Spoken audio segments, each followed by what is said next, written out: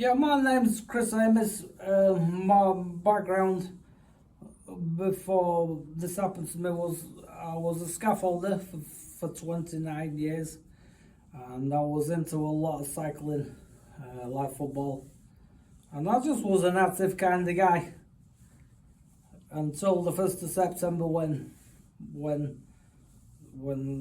developed this condition. Really, it was is when I first had my symptoms of what I've got now, which is a waking diagnosis of FND.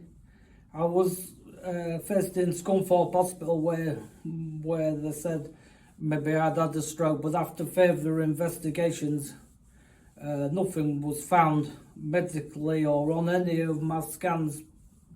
Well, they couldn't really explain what my symptoms were. So when I was in Scunthorpe Hospital, it was a bit like sometimes I was made to feel like maybe it was in my head, or things was not really, how can I explain it? No, because there was no medical scenarios to explain what was going on with me, then they didn't really know what to do with me. So then I spoke to a physiotherapist in Scunthorpe, and they said they think it'd be a fantastic idea if I went to have rehabilitation at Cambridge Park.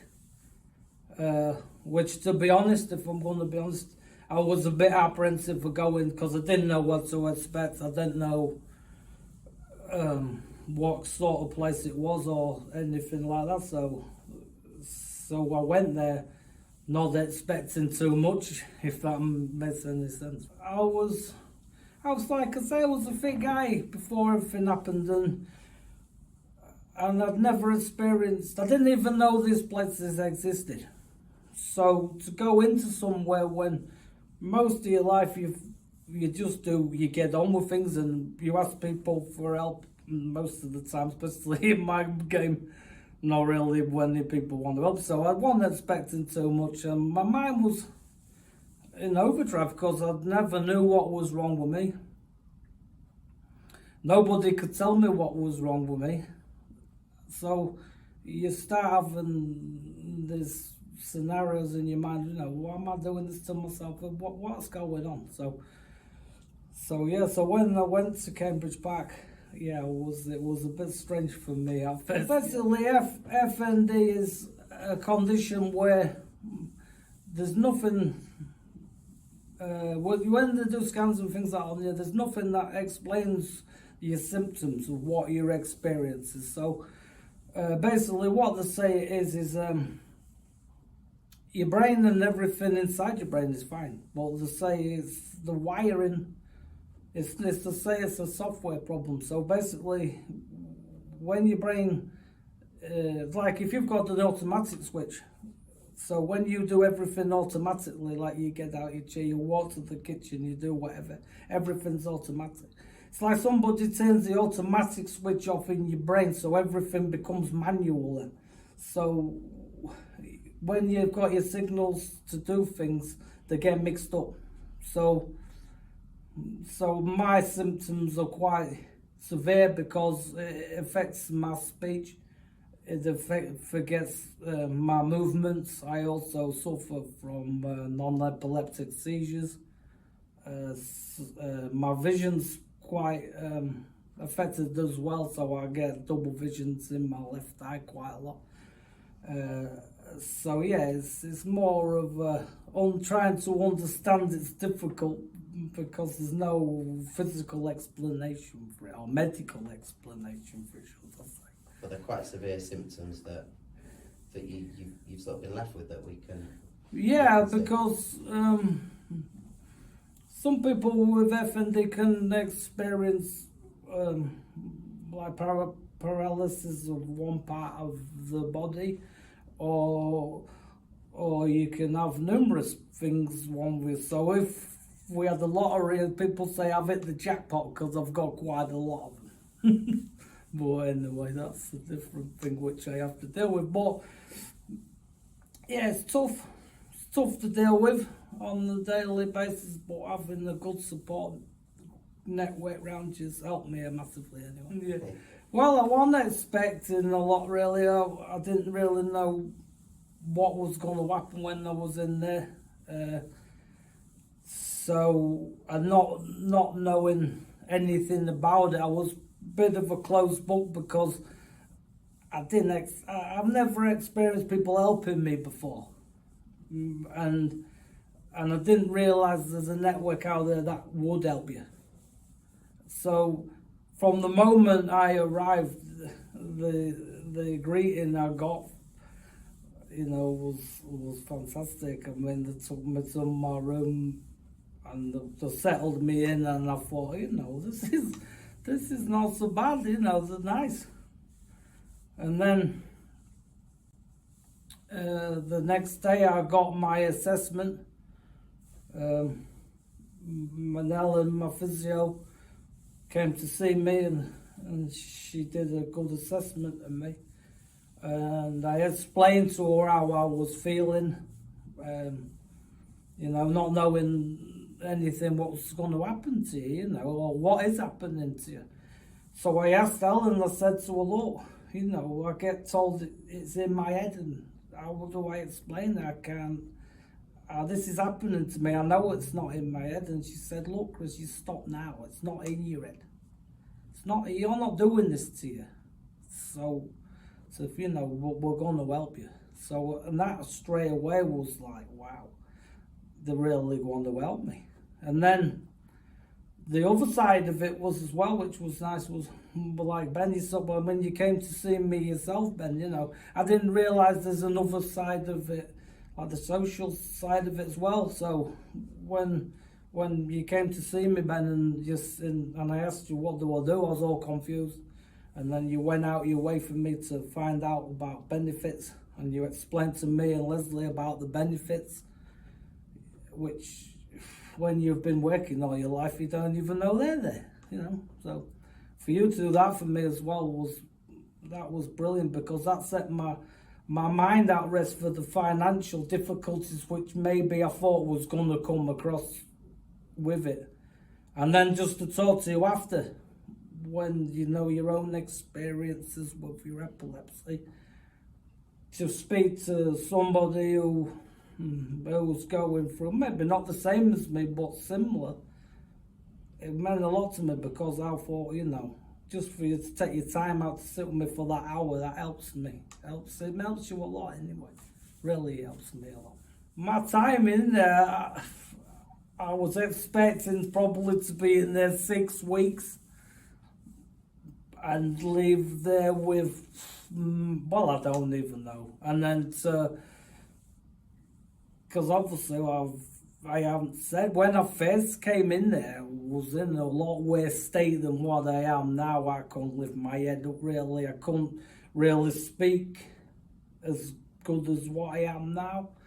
I couldn't really do a lot, to be honest. So for the team in there to keep me for as long as, which was nice, which they didn't say to me, oh, you've got to go, Chris, or it was all down to me how I felt. That's what I liked. It was about my recovery to the best of my abilities to get there.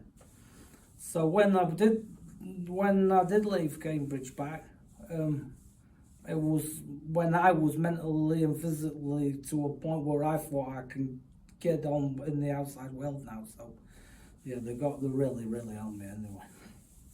Yeah, well, you say obviously we had my physio twice a day, which I loved. I loved it. The team was fantastic. Just the crack I had with them as well. And then anything I needed was there. I mean, the team, the healthcare girls, they was fantastic. The cooking was amazing. I ended up putting quite a bit of weight on when I was in there as well, so that was my fault. But staff as well, so I wouldn't worry.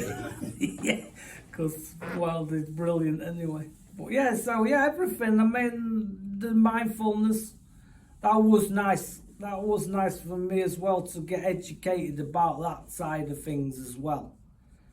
Because again, it's something I'd never even knew existed. So when all of a sudden you've got something wrong with you, and then you've got the physiotherapist side of it, the social care side of it, you know, and when it all comes together, and you need educating on what to do next. Everyone's there for you. Fantastic, anyway. Really good experience for myself. Anyway. I remember saying when I first went in as well, there's only one person who can help me, and that's me. And that's probably one of the things now when I look back was wrong of me to say that, because you don't need, you do need to help yourself, but you need a team around you who can guide you and help you. And without that guidance, and without that help, you're not really gonna get anywhere, to be fair. So just to have that group of people around me really helped me anyway. So that's 100%. I mean, I will always say, if anyone asks me about the Cambridge Park, I will nothing but good things will be said from me, because like I say, your life changes and you don't know what's going to happen. That's the massive thing. And then when you've got people who understand, maybe not understand your condition 100%, they understand the person, so they help the person. Because the person's still inside there, it's just that they can't do what they used to do. So they just need guiding in the right way. And what I did like is when they used to say to me, "Oh, look, Chris, forget the old Chris. This is the new Chris." And that's another thing that you've got to think, okay, then maybe I'm not like I used to be, but it doesn't stop me being the same person, but in a different way. Yeah, because what it is, Ben, it is life-changing for you. But like I was just saying then, for me, the things that I've been taught by different health professionals now, especially in Cambridge Park, is how I deal with certain situations now. So from not being able to lift my head up and not be able to walk, talk and having seizures 20 times a day, to now being able to stand up, right, hold the conversation, be in certain environments, be able to go into busy environments, to go into the precinct, things like this, which I couldn't do before. It's all down to different professional people in different areas teaching me different techniques, and that's been a massive help for me. So I know techniques now which I would never have even thought of, you know, just like things like take a deep breath, calm yourself down, you know, just the breathing's a massive thing. Mentally, don't overthink what you're thinking. If you are overthinking something, talk to somebody about it, get it out, because I think a lot of people, even in normal people, let's say, they bottle a lot of things up. So that was one of my main things as well, not expressing myself. So now I've learned I'm not shy to express my feelings to people anymore. That's a big thing I did learn.